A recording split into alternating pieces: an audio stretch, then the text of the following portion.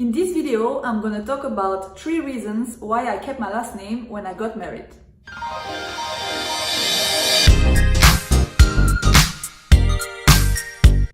Hi, my name is Virginie and this channel is all about helping women to feel confident, to stand out and to be connected with who they really are.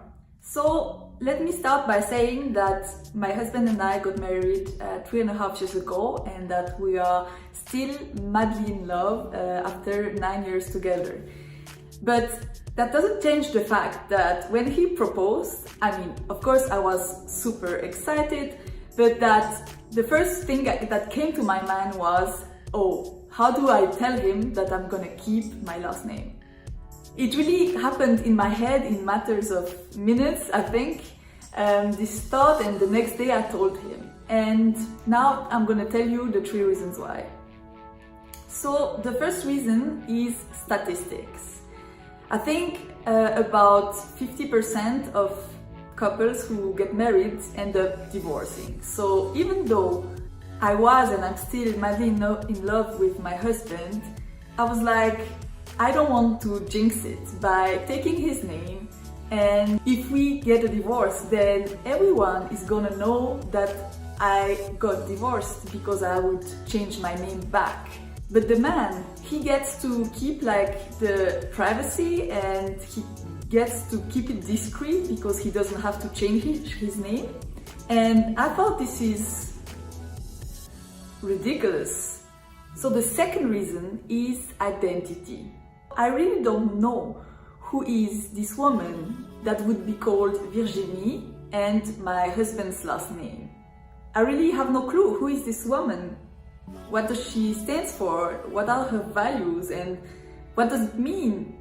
So I don't really know where it comes from, that for me my identity is so much linked to my name. And I knew that if I was to take my husband's last name, I would end up resenting him and myself.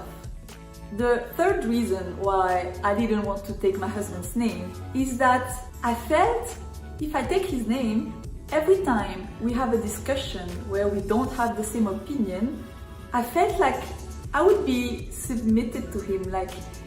Because now I had his name, I would have to support his opinion because it would be my name as well. Of course, this is something I thought about, and my husband never thought that because I would be taking his name that I would have to think all the time like him. But that's really how I felt. I felt like if I cannot keep my name, then can I keep my opinions? I was really struggling with that. Another thing is that marriage doesn't define me. It doesn't define who I am. I know many people say when you get married you should have the same name because you become this unity, this united front. But for me, marriage is really about 2 separate people falling in love with each other, being so good together that they want to spend their whole lives together and they want to commit to each other.